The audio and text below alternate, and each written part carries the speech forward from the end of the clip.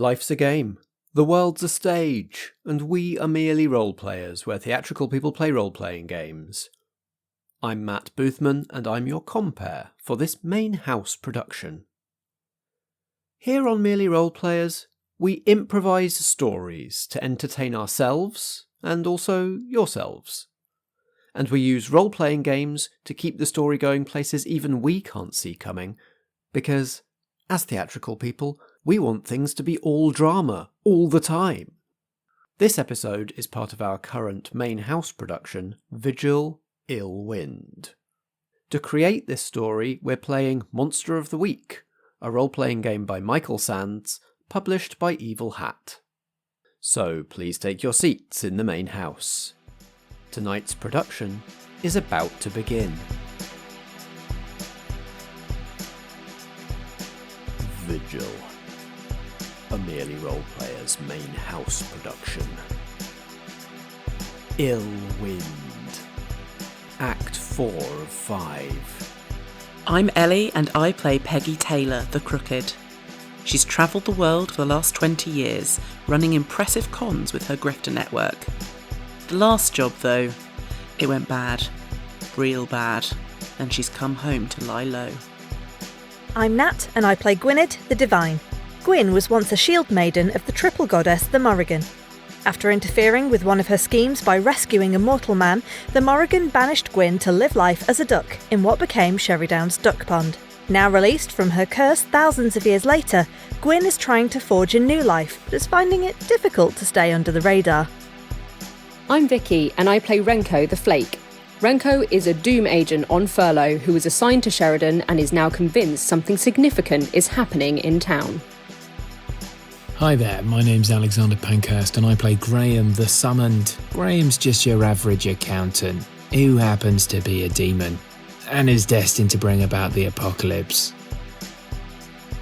The tip is coming to town, flowing across the ground, something alchemical. The best way to neutralise it would be to extract all of the magical items. As if a plague of rats and flies wasn't already apocalyptic, we are now going to get a genuine sign of the apocalypse. And they are coming thick and fast, aren't they? I've got a little halo of flies. The seas boil. The sink behind the bar explodes. Manhole covers burst off. What have you done?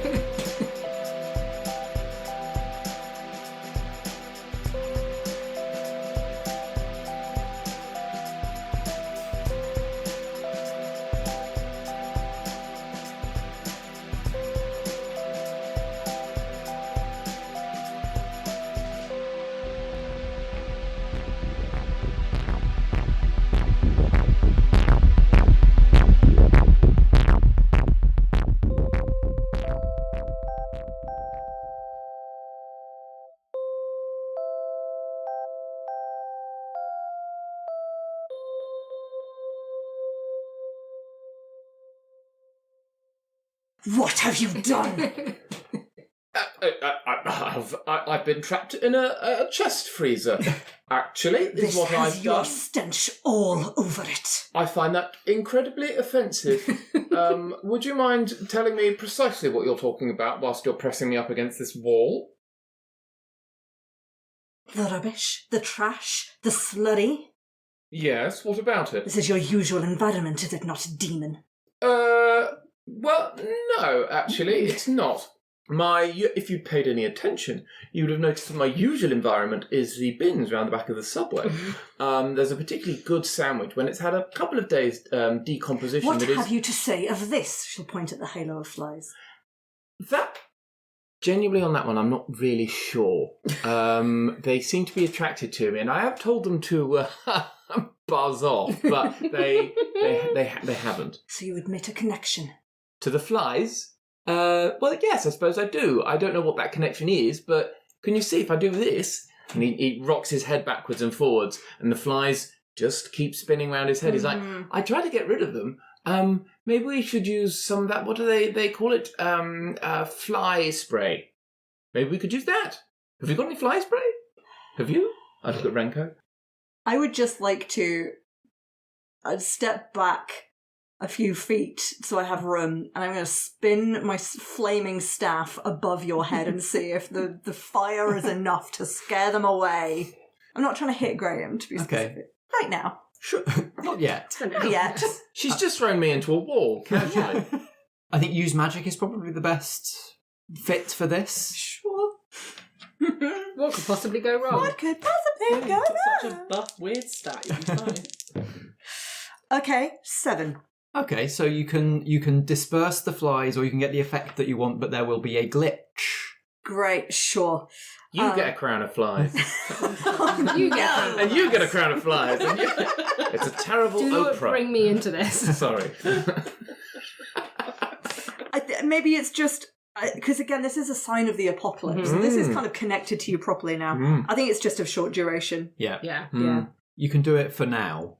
And I think everybody here in this backstreet thinks that you've done it. They'll each individual fly just kind of burns up, and but then eventually They're just sort of recoalescing Yeah. around you. anytime you're near a fly, it just kind of joins. Yeah, we'll check in. In a couple of scenes' time, they'll be back. But yeah, Gwyn spins her staff. Holy fire spreads from it, and the halo of flies is crisped and burned away, and does not seem to immediately be reforming. Look, I know that it's probably got something to do with Graham, because look at him. But we've got more pressing concerns right now, which is solving the sentient pile of corrosive goop that's going to soon engulf the entire town, and we need to deal with that first before we start playing the blame game. I agree with Renko. I think it's... Okay, you're not helping. I think the main source of all of the magical hardware that was at the tip is probably coming from one place, and that is the outlet that the Tailors run. And we should go check that out and see if there's anything we can do to undo it. And then later, Gwyn, you can interrogate Graham to your heart's content. We have many more conversations to have. I look forward to them. He probably actually does. I know if you're lying, it feels like you're not. I'm not lying. I am familiar with this family. Let us go. We'll grab you both again. We're travelling by Gwyn. It's so nice when we can just openly just fly now. Yeah. Don't need to put the goddess in a Volkswagen Beetle or anything. Yeah. I mean, at this point, if I wasn't having to transport other people, I would just Raven form. Of course. Yeah. Yeah, we're Of really course. hampering your style here, but it's like, what can we do? I will say for Renko, that this is the first time you've seen Gwyn since, like, the outfit change is sort of like quite noticeable. And weirdly, I think she's never sort of felt sexualized before, intentionally. And this is sort of, there's something like weirdly like this has been designed about the outfit. Yeah. She's really upgraded. It's got fancy. To have not seen someone who now is like in a sexy new outfit, and the first point of contact is get on my back. Yeah. It's like, ooh, okay. Yeah. You've changed. It's an intense reunion. Where's awkward duck lady? Ellie, Hello. where do the Tailors sell their stuff from? Have they got a shop? Do you have to find them at the market? They inhabit a beautiful old shop front on the main high street because they've been there since the high street was built. And the shop front is very traditional. It's a tailor's off of the past is how it looks, and obviously that's now very trendy. And they've got a huge workshop at the back where they make the clothes, and also have a back door out of which they sell other things. Peggy has sort of beelined there, thinking like, if the pub's sinks and toilets are exploding, this is happening everywhere. Gotta help the family, right? If there's a toilet exploding, what if Nana sat on it? Yeah. Terrible. Fair concern. Doesn't bear thinking about. No. As Gwyn arrives at the tailor's shop bearing Renko and Graham, Peggy is also arriving. So this is Renko's second time seeing Peggy this evening, but potentially Graham and Gwyn's first time seeing Peggy. I don't think Graham's seen Peggy. He's heard of the Taylor family, but other than that has had no dealings with her whatsoever. Peggy, would you come in the front of the shop or the back entrance where they do the dodgy dealings? I'd be going in the back. Okay. So I think as you're arriving there, you hear the beating of wings up high. As there is someone approaching, like looking as if you're heading in, I think we'll make the choice to land at the back. Usually it would be land at the front, but there's someone heading in there. But I've never come across you because you have not invoked the name. No. And your family has, so. That rush of wings turns into the impact of 3 people landing just behind you as you're getting your hand on the back door. And one of them you can see in his true form. Oh, yeah. So it's quite the first impression. Am I directly facing them at this point? I think you hear them land behind you. Yeah, okay. Yeah. I am going to turn around to look. Who are you and what is your purpose here? Are there elements of Morrigan, Gwynned, that Peggy can see even kind of beyond what you're showing to everybody else? Yeah, absolutely. The dress and all of that and the feathery mantle is absolutely a glamour for the purposes of keeping up appearances. It's much more like the Gwynned that we've seen when she's in battle before it is the full armour, except before it was sort of, it's just elevated from what it was. So that sort of scale mail sort of waist corset thing is kind of the whole, across the whole body. And the hair is still kind of scraped up, but it's not as femme, it's not as flowing. The wings are still there. Yeah. That sounds pretty intimidating. If It's I'm an being honest. aggressive look. Yeah, very Yeah. aggressive. And we've been sort of hinting at it and alluding to it throughout this mystery so far. But Alex, what does Peggy see instead of the prim man? Well, immediately Graham's going to say, lovely to meet you, my name's Graham, and just sees you recoil. Peggy being able to see beyond magic veils is a real... This is a humdinger in this So situation. far. Yeah. And can, from that, deduce that you might be able to see my true form, which, if anyone hasn't heard of it before, it's just a roiling mass of tentacles that are glistening and oily and black. There doesn't seem to be a head or an eye involved there. It's just this mass of tentacles that just seems to be sort of swirling in amongst itself. So Peggy's going to be sick in her mouth. Yeah. And maybe out of her mouth. I think it could be. Nah, she's a pretty cool customer. No judgment. She's going to swallow that Yeah. back down. But she is kind of rendered a bit... She's stunned. I mean, this is a heck of a trio to show up at your back door. And Renko. yeah, exactly. I'm just like, hi. And pretty much simultaneously, we've got the Morrigan. You recognise the Morrigan, even if you've never seen her before, demanding what your business is here, and a full tentacle demon politely introducing himself at the same time. Overwhelming. Yeah, I think instinctively her hand has gone to the gun that's down the back of her trousers. Fair. But she is, she's scared. She's seen some really weird stuff and some nasty people, but these aren't people. This is And she's seen some weird stuff, but these are weirder stuffs. the weirdest stuff you can. Graham is the weirdest stuff, really. Yeah. So sick in mouth. Yeah. Swallow that back down. That can happen. Apologies. I assume you can see my my true form. Oh, mother, it's really... Please Keep do breathing. not use my name in relation to him.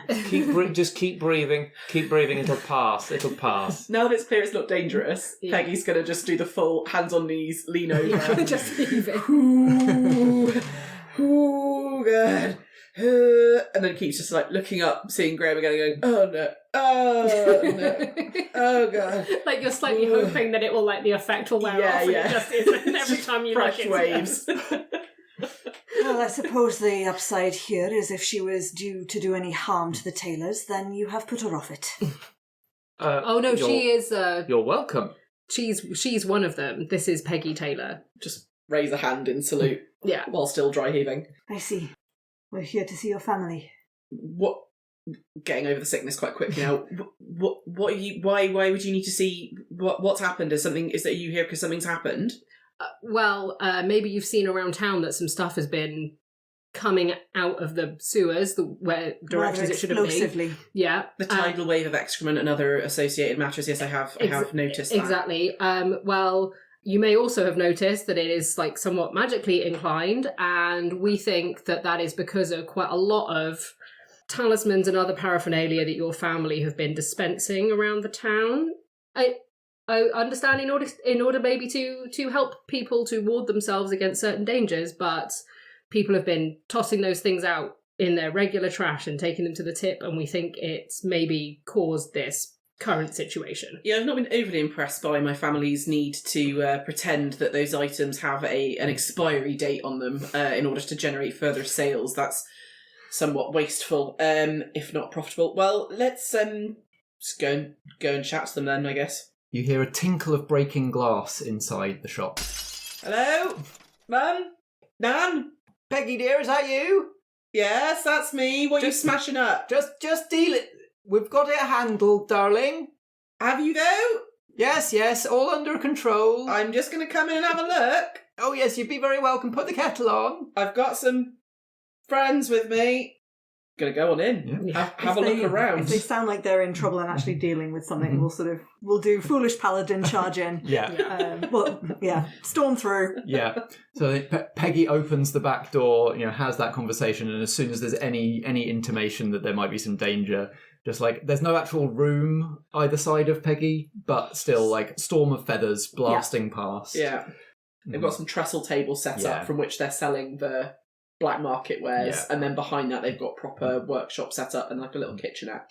Gwyn, you find yourself at the kitchenette where you see a woman who's clearly related to Peggy. There's a clear family resemblance there. There are the remains of what looks like sort of the shattered bits of a glass vial on the counter around her, and in the sink a now inert and receding tide of what looks like the same sort of stuff that you've been dealing with. If you're here for business, we actually kindly ask that you come in the front of the shop. What was it that you used? Oh, that was the last of our alkahest. Whatever the substance is, we shall need more. And large quantities. Make more. It's not easy to synthesize, but if you'd like to put in a rush order... I think the rest of you have caught up to the kitchenette at this point. Peggy, you can see... Who is this? Your mum? Is this an aunt? Who's this? Let's go for an aunt. Okay. Auntie Jeanette. Okay. Yeah, you see Auntie Jeanette, and you see Auntie Jeanette with the look in her eyes of like she's just dropped into sales mode. Yeah, she's seeing a financial opportunity here, right? Mm-hmm. Yeah. Jeanette, isn't it? It's an intimidating trick, but not one I haven't seen before. Your requests have been, over the past few months, numerous and varying degrees of inconsequential. And we greatly appreciate, darling, the quick responses. Appreciating to the level of assisting the town with the situation? That, as Renko is here, it's possible you have vicariously caused. Peggy's going to, bravely or foolishly, literally put herself between Gwynned and Auntie Jeanette. Just slide in there. Slide in. I think Graham also makes that slight exhale of breath because he knows that like Gwynned is not someone to do that to. She's He's like, not messing around. Yeah. And I'm going to put a hand on Jeanette's shoulder and say, now come on. Come on, Auntie Jean. We can't be allowing the family name to come into disrepute by not helping out when there's real danger about. I feel like there'll be plenty of money-making opportunity down the line once everything's fixed. People are going to need their good luck charms more than ever, and actually maybe you should shift to an educate and sell module rather than just selling people who have no idea what they're doing bits of tat that actually aren't just tat, are they? So should we have a little business model rethink, perhaps? Auntie Jeanette looks initially, as you start with this, quite affronted, and you can almost see the words on the tip of her tongue, like, don't come in here and tell me my business. But then by the time you've finished talking, she's actually welling up.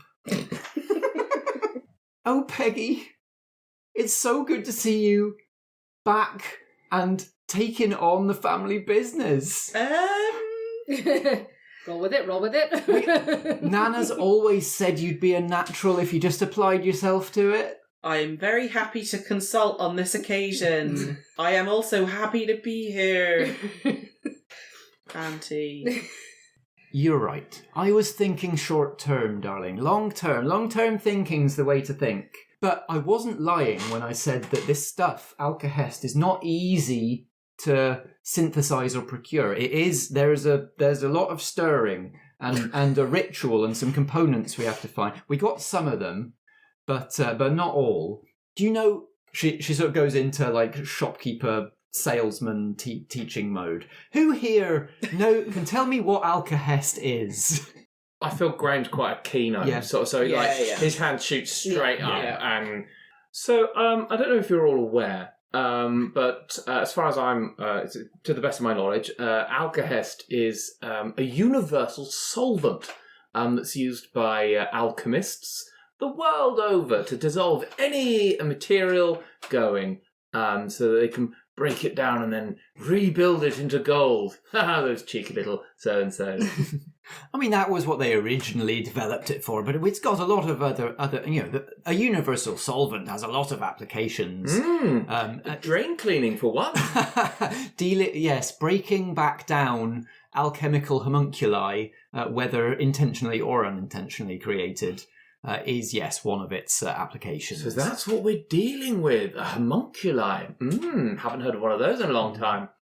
What elements are you missing currently? I think we can procure everything. We just need time to whip up a big enough batch. I gather, from what I've been hearing from people coming in, that it might be a little bit beyond just this little sink blockage. It's rather, yeah. Considerably. So to whip up a big batch, it's we're going to have to pull an all-nighter. The whole family. We don't have time for that. Tell us what the ingredients are. No, I'm telling you, we've got them. We can procure them. That's not the problem. It's just that you cannot rush making alkahest. Right. So we've got enough people to make it. If you bring the cousins in. Yeah. Oh yes, we will have to bring all the cousins in. God. We'll give them the low pressure jobs. Yeah. Fetching and carrying, nothing important. Cal's a cousin. Yeah. I mean, what's he going to do? Read a book at us? Yeah, probably. Yeah, that's it, isn't it? I mean, he's distant though. Yeah, third cousin. Yes, we can handle it. We will just need the shop protecting and enough peace and quiet to concentrate on making the stuff in time to make a big enough batch. Describe the process to me, apothecary. Well, that's a family trade secret. The wings just bristle. Is that like the Colonel's recipe? Is it secret? Proprietary information. Finger looking good. Yes, we've been it is. The Tailors have been the guardians of this alchemical knowledge for generations, never released the secret. Can you imagine if the secret of a universal solvent got out among the population, the damage it could cause? I'm not talking about the population at large. I'm wondering if the Morrigan might be of assistance. Ooh, well... I'm sort of wanting the hearth mother to be able to walk into my She's a good and listen to see if there's anything. If we take it to our cauldron, can we help? Yes, can you make it faster? Effectively, yeah. Can you roll plus charm? Oh yeah, that's a 5 total. Oh boy, the dice are not on your side today. Treat yourself. I know. I've not had any yet. Peggy? Can you believe Miss Bossy Boots here? Thinks she can just walk in here and take family trade secrets? Whilst I'm sympathetic to both sides, I feel like, Auntie, that provoking the goddess is probably not your best move right now if we're consulting on business strategy. Well, I mean, it sounds like we hold all the cards in this situation, doesn't it? You all need something that we can do, and we're very, very happy to do it. I'm making it very clear. You won't have a town to do business with if we let this situation continue. So... is there something else we can do to stop the spread of the existing boiling goop situation while you're making the alkahest so that we can buy us some time? Give it something else to concentrate on? Okay. Right, so a distraction. Yeah. I'm quite good at distractions. You are. If you're right about how this thing has come about, then it's going to be a combination of people throwing things in the bin and them going to the tip, and people pouring potions down the sink. I think that there is one entity that is existing in a couple of different places, and I think it's probably trying to come together. So, from the sewer and from the tip. Trying to become the one thing that it wants to be. So if that helps at all with your decisions about how to head it off and steer it a little bit. Is there a specific place where there's like, if something was coming from the sewers and something was coming from the tip, where it would naturally convene? This is one of those situations where the fact that the town is loosely defined comes into play, and you can all decide if there is a place like that and what it looks like. We must have some kind of water treatment plant somewhere. Yeah. Which is where the sewer's going to, which is presumably boiling currently. Yeah. So thanks for that, Graham. I would love it to be near a site that belonged to the ex-Lundor group. Yeah. Rather like than something industrial. Let's keep it away from the duck and parsnip. Like, put it somewhere where if it gets destroyed, we don't mind. Yeah. Somewhere you can really cut loose. Yeah. Most waste treatment plants are like outside of towns and cities for obvious reasons. And therefore near those kinds of like more industrial. Yeah. We can say that there is a waste treatment plant between town and the tip, where the sewer stuff is trying to get to and the landfill stuff is trying to, or that you could sort of divert the landfill stuff towards potentially. If you sort of take the town on in a sort of circular shape, maybe you've got, say, the as we look at it, the tip at 12, and then at maybe like 1 or 2, you've got the waste treatment thing. So they're kind of heading round. There'll be bits of streets that go through, but it's not like the centre of town. Yeah, and like also you've already discovered that if it is threatened by something, then it'll sort of start concentrating on that rather than its sort of general meander towards its other sections. We can try and draw it there. It didn't like fire, did it? Holy fire.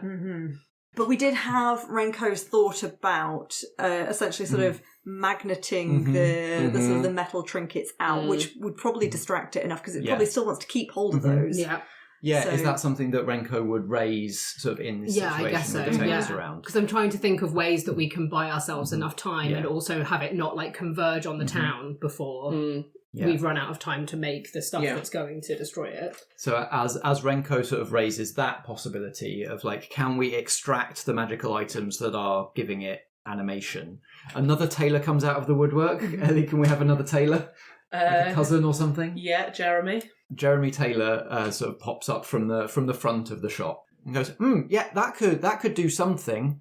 I suspect what's happened so far is that the magic contained in those items has leached out to some extent. So even if you could find every single one and extract them, it would still have something to it. But you'd certainly be taking away some of its motive power by taking away the bulk of the magic out of those. Every one of those that you take away would probably annoy it. So we could do that.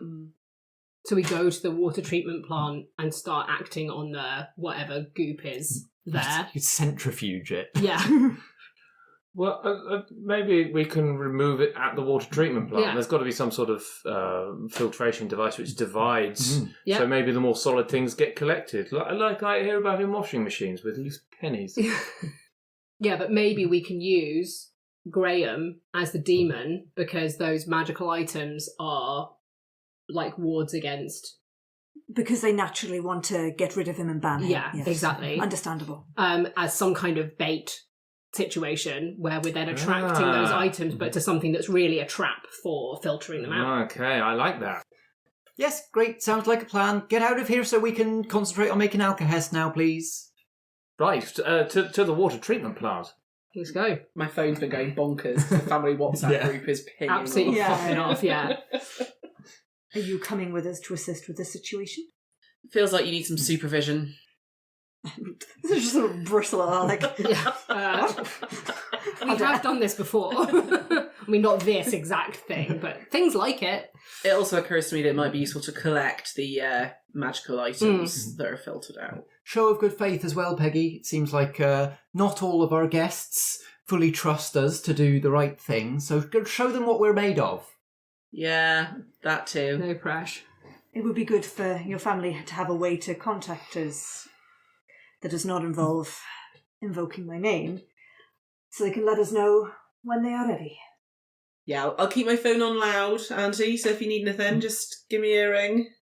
Will do. Actually, don't ring, text me. Oh, young people. Millennials. Please, elder millennial. Destination. The waste treatment plant just outside the outskirts of town. How's everybody getting there? Because the others have a transportation, hopefully have a... I can't carry all three of you. No. So I think I'm going to meet you guys there. Yeah. And I'm going to teleport back to the cave and do a little bit of healing, please. Yes, quick healing is good plan. Yeah. You teleport back to the Morrigan's cave and, in a flurry of feathers, materialise in the warm embrace of the Hearth Mother. You feel her stumble ever so slightly as she takes on some of the harm that you've been dealt. I am sorry. It is part of my purpose, darling, my dear, my sister, to take on the hurts.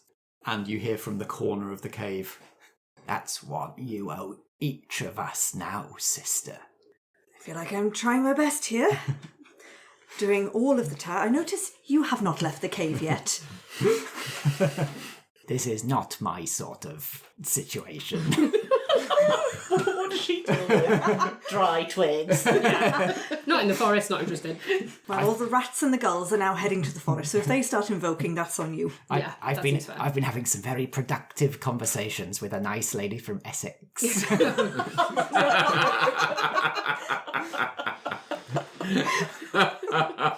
Over a glass of Chardonnay. God, Gwynned has not met Val yet. Can't make that connection.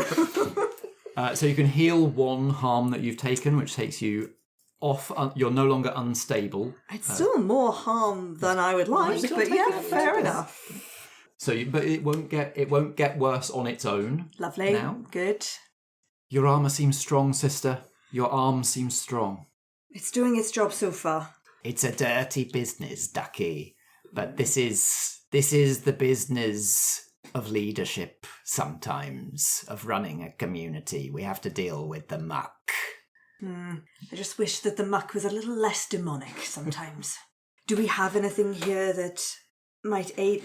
The Tailor family seems to be making some sort of potion. Do we have anything that can assist in slowing it down, dealing damage to it? I saw through your eyes, I heard through your ears, sister. I know, I have some knowledge of what they speak, though, as you know. It is not the heart of our power, this strange science. But I think there are herbs in the forest, perhaps things that I can combine that might approximate a similar effect. It will take some time, but as soon as it is brewed, you will have it. Very well, thank you. I shall do my best to protect them all in the meantime. That is your purpose, as it is all of ours. Peggy's just going to grab a set of keys off the hooks as they exit, which is one of the delivery vans out the back. All right. We're going to pile into that delivery van. Yep. There are 3 seats at the front. And Graham has to go in the back. I was going to say... The boot. He's been in before. He's been in the back of Mick's van a number of times. It's fine. Peggy's just going to open the back and just hold the door open and look in his general direction. And Graham is going to saunter in and go, oh, thank you very much. As far as Graham knows, this is where you go in a van. Yeah. Yes. This is where he goes, anyway. Gentleman rides at the back. Is Peggy driving, or is Renko going to drive while Peggy reads her grimoire? Peggy's driving and reading her grimoire. Yeah. Okay, perfect. Safe. Yeah. Criminals. Yes. Yes, indulging in some driving criminality right now. Another crime for Peggy Tailor. She cannot be stopped. Just driving into the night. As you start to reach the outskirts of town, you're having to reroute every now and then as you come to a back street or a side street that is just blocked by either this thing has passed through and it's just all potholed from the acid, or you actually see bubbling pits of the stuff that the car can't drive through, but you're able to get through. Does Renko react at all to Peggy reading books of magic while driving? Well, it doesn't look like a book of magic, does it? No. So what Renko will actually see is Peggy driving, but pretty much as soon as she sets off, pulling a small black notebook out of her back pocket and just sort of flicking through it while she drives. So eyes half on the road, half looking through the notebook. Renko is maybe like tutting a little bit, just to be like, what is like, but she's not really pressing the issue. She's just maybe grabbing the wheel every now and again when it's like we're just about to drive into like a pool of goop and saying, let's go maybe left here. That's such British passive aggression, just like, oh. Yeah. Okay. Yeah. We hate queue jumpers, but we'll never say anything. Just tut. Mm-hmm. I just feel like Renko thinks it isn't worth getting into it right now. Like, let's just try and get there safely and deal with the situation at hand. Yeah, every so often you see like the abandoned carcass of a car that is like half sunk into the road, or the wheels have got no rubber on them anymore. But you're not seeing any people around. It seems like everybody has wisely got out of Dodge until you come across another van taking a similar route to you. Oh no. Not these pricks again. See, Renko recognises Harold Longridge again at the wheel, and Peggy, you see sitting in the passenger seat, Larry Groveby. No! Wearing a blue, like Tory blue pinstriped suit. Renko sees Jack Mangrove. Oh. Peggy sees the man she knows is actually Larry Groveby. I knew it was a wrong in the whole time. And we should have known they've both got such mediocre white man arsehole names. Yes, they really do. Mangrove is an unusual surname. But it's definitely a made up. I've made this name up for myself. Yeah. It does really feel like that. It's a drag name. Yeah. Yeah. Oh, God. And you can see that they're going roughly the same way as you. It looks like they may be heading more tipwards, but like all of the closed roads have sent them a bit more treatment plant woods. How close are we to them? Is it just that we keep spotting them? You spot them a couple of times down cross streets, and then you get onto a decent stretch of dual carriageway, like on the way to the waste treatment plant, and now you're like parallel, or like coming up behind them. Renko, what are your feelings about the occupants in the vehicle? Oh, they're all going to die if they keep doing what they're doing. Right. So if we stop them, but stop short of them dying by stopping them, that would be fine? I mean, yeah, I think it would probably be in their best interests for us to try and prevent them from doing whatever cleanup mission they think they're on. Someone sprayed the words "clean up crew" on the side of the van. Vandalism. Graham, Hello. how you doing in the back there? I'm not too bad. It's very good driving, I must say. Right. In the back there, then you can see that tool chest. Yes. Open that up. Yes, I've opened it. Can you see a sort of spiky, like sort of zigzaggy metal thing that looks like it will open out if you throw it? Yes. Right. Yes. I'm gonna accelerate past these people. I want you, when I say, to open the back door and throw that out in front of them on the road. Duly noted. Right, you ready? Absolutely. All right. Peggy's gonna put her foot to the floor. Yeah. Excellent. I'd like act under pressure rolls from Peggy and Peggy first. See if you can safely like pull in front of them and line up the shot. Okay. That's a 5. Oh no! But this is really cool, so I'm going to spend more luck. Yeah.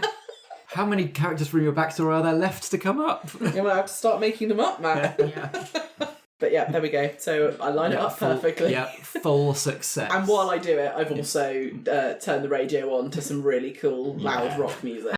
You're, flawlessly multitasking and are able to get a good read, like fully fix the spell you want from the notebook into your mind as well to give you that bonus on use magic later. Thank you. It's down to you then, Graham. I need a plus cool roll from you as well. It's You're plus pretty cool. 1. It's a 6 plus... That's a 7. Okay. I'm going to offer you a worse outcome, a price to pay, or a hard choice. I am going to I'm going to use luck on this because I want God. them... No, it's fine. It's fine. It's fine. It's fine. Yeah, it's fine. Because we need them safe. We don't like them, but we don't want them... They could be hurt. We don't have time to deal with an apocalypse this afternoon, guys. That won't happen. That won't happen. Okay, so We've got one more, though. What if It's you need always to... a choice. The apocalypse is a choice. Yeah, the apocalypse really is a choice.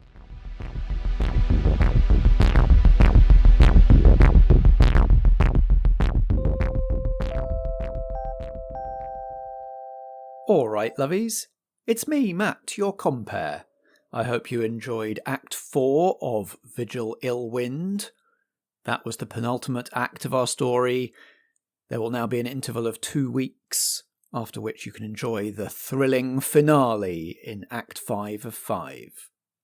Before that, though, a couple of announcements from the programme, and, of course, the credits and the epilogue. For those of you in the north of England, my dad and Foggy Outline business partner, Richard Boothman, has been organising a clothes swap event this Thursday, the 10th of April, with Action on Climate Emergency Settlement Area. From 6 p.m. at Settle Victoria Hall in Kirkgate, you'll be able to turn up with a few items of clothing or accessories that you don't want anymore, but that are still in good enough condition that somebody else might want them.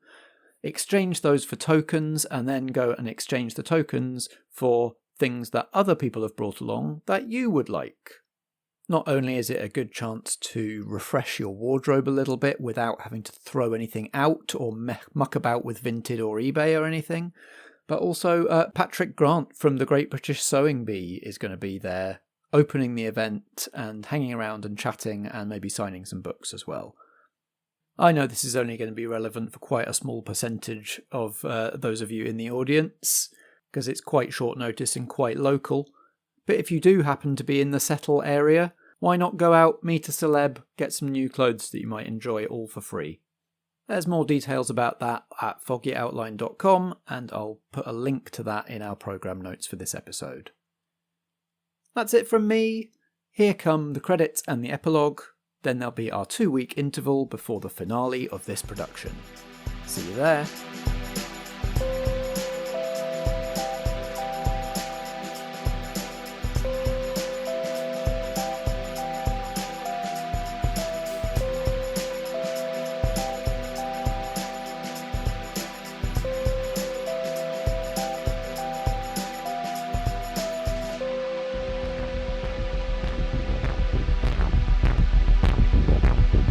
This has been Vigil, a main house production from Merely Roleplayers. It stars Ellie Pitkin as Peggy Taylor, Natalie Winter as Gwynned, Alexander Pankhurst as Graham, and Vicky as Renko, with Ellen Gould as Jess Butterworth. I'm Matt Boothman and I play the supporting cast. Editing and sound design by me, and the theme music is by Alexander Pankhurst. We were playing Monster of the Week, a role-playing game by Michael Sands, published by Evil Hat Productions. You can find Monster of the Week at genericgames.co.nz. Merely Roleplayers is a Foggy Outline production in association with Blackshaw Theatre Company. Until next time, if drama be the food of life, play on.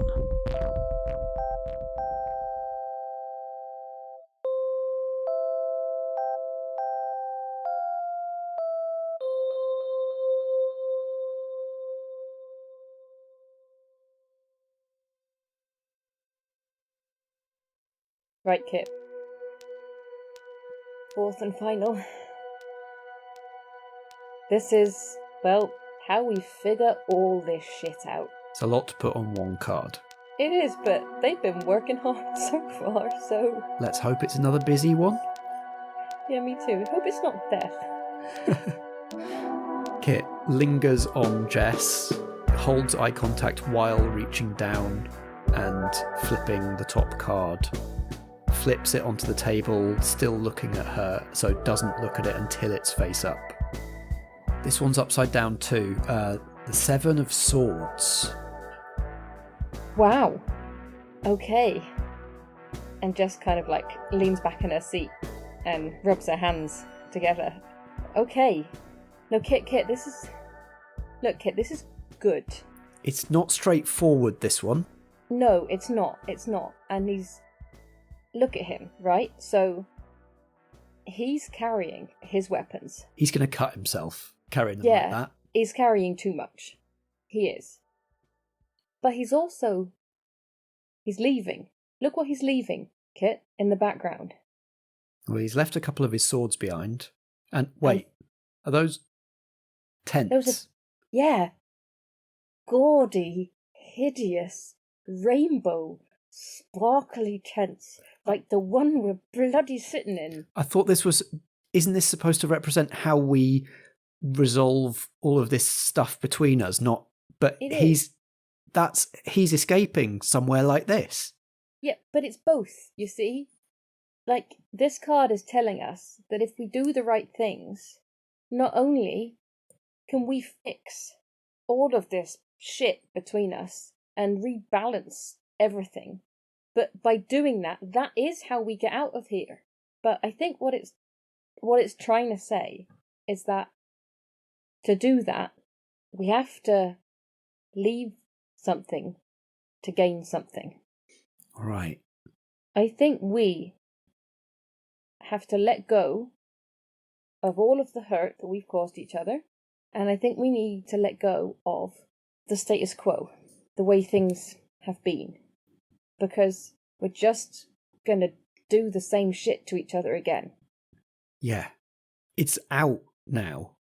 It's not in us weighing us down anymore. It's between us now. Yeah, and you're not having to keep secrets, and I'm not going to have to guess anymore. We can be a team, a proper team. Yeah, it's an equal exchange. But how can it be equal when you're a mortal, you're a person, and I'm insubstantial? I'm this ghost. I rely on you for everything. How can we be equal? But Kit, I'm just a human, and I rely on you for anything that is supernatural or magical or fantastical, and I would be no use to our friends without you. So between us, we have all the power, but we only ever get one side of it. I only ever get to be human. You only ever get to be a ghost. So maybe. Kit gets a thoughtful look on his face, looking down, studying the card again. Look, you're the expert here, but doesn't this bloke look like he's stealing something?